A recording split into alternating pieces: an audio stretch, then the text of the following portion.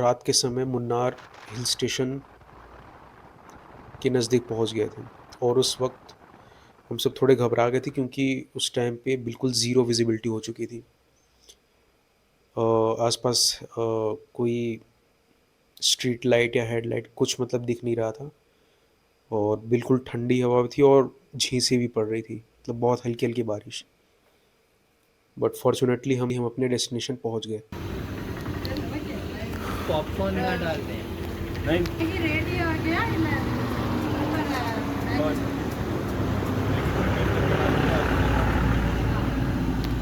Boil this one, okay then prepare it together.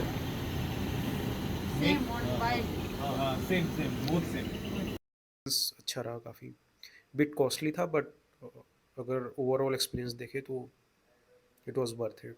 मतलब कई सारे फन एक्टिविटीज़ भी हुए थे वहाँ पर और फूड भी एवरेज, मतलब ठीक ही था। सो या it is good. You should check out that stay as well.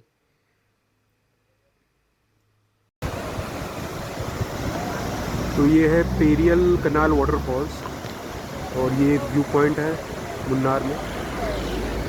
और यहाँ पे आप देख सकते हैं कि कई सारे टूरिस्ट भी यहाँ पे मौजूद हैं। और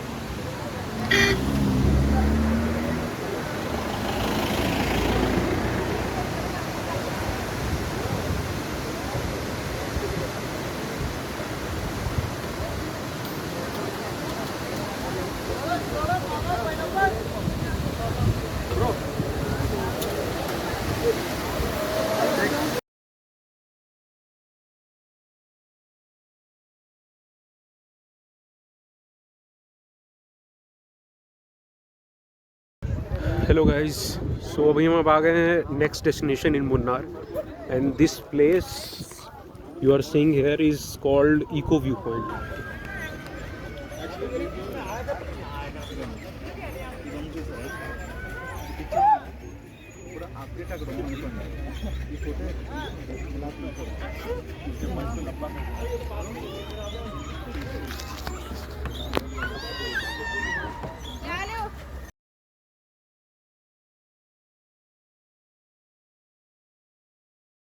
यहाँ से आ गए।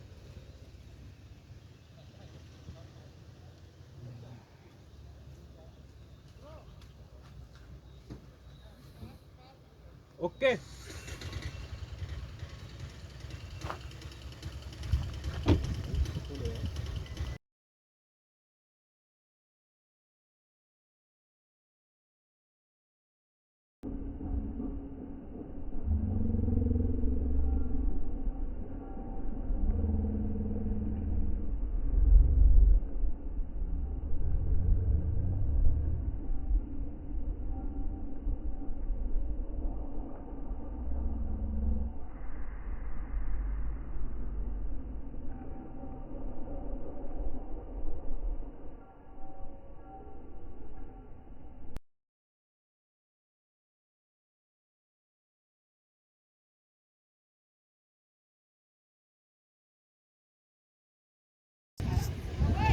उसके बाद हम आगे बढ़ रहे थे अपने नेक्स्ट डेस्टिनेशन कोलुकुमले पीक की तरफ। अब यहाँ पहुँचने के बाद हमें एक जीप राइड लेनी पड़ी। अब पीक में पहुँचने से पहले एक गांव पड़ता है सूर्यानेली का। तो कहते हैं कि ये वर्ल्ड का हाईएस्ट टी प्लांटेशन एरिया है और इसी खूबी की वजह से यहाँ की जो टी लीव्स उगती हैं उसमें यूनिक टेस्ट होता है। इसके बारे में मैं आगे वीडियो में। तो अभी मैं सूर्यनेली विलेज में टी फैक्ट्री विज़िट पे आया हूँ और यहाँ पे ये टी फैक्ट्री विज़िट करने के बाद मुझे कई जानकारी मिली।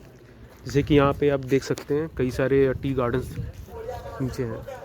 तो इन टी गार्डन से मेनली 3 तरह के टी लीव्स एक्सट्रैक्ट किए जाते हैं, white T leave, black T leave और ग्रीन टी लीव।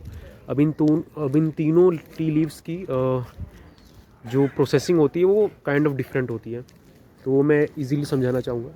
कुछ स्टेजेस होते हैं, जैसे सबसे पहला स्टेज होता है क्वालिटी चेक का। वो पास होने के बाद टी लीव्स को भेजा जाता है। सेकंड स्टेज जो कि है विदरिंग, विच मीन्स कि आप टी लीव से मॉइस्चर को एक्सट्रैक्ट करके उसे ड्राई अप कर रहे हैं।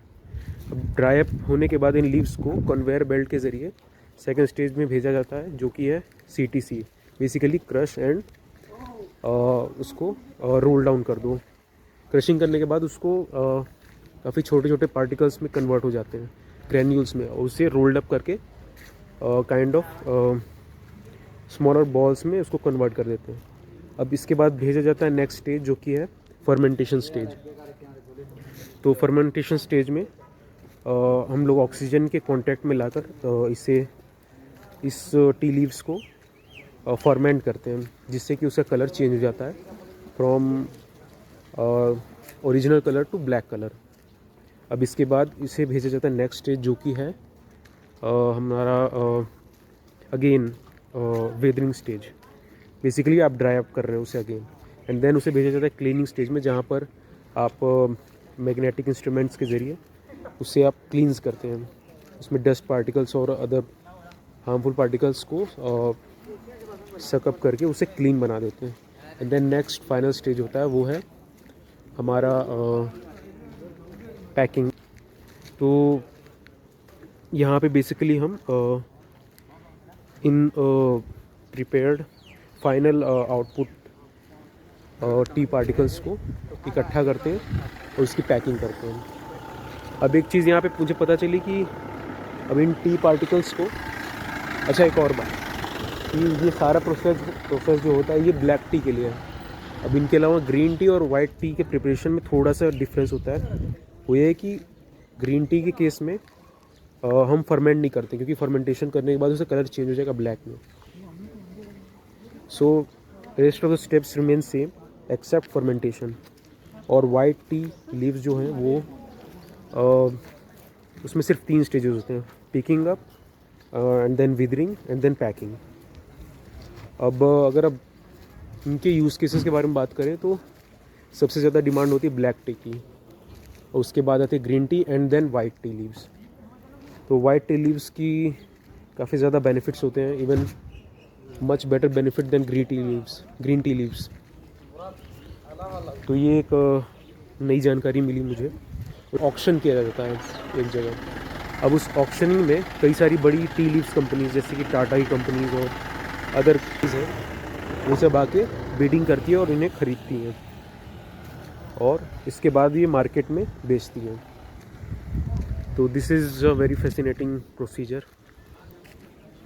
तो हाँ, जब हम कोलुकुमलाई पीक पहुँचे तो हमें एक ख़ास बात पता चली कि कोलुकुमलाई पीक जो है बॉर्डर एरिया पे पड़ता है, border between Kerala and Tamil Nadu. और एक और बात कि यहाँ पे एक ख़ास किस्म का फूल होता है, नीलकुरुंजी फूल। ये हर 12 साल में एक बार उगता है।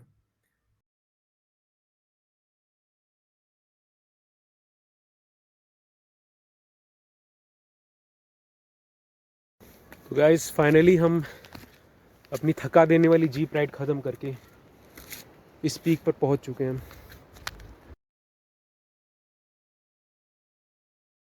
इनक्रेडिबल व्यू है ये।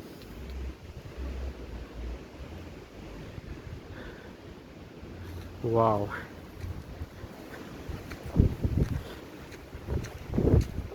ये देखिए यहाँ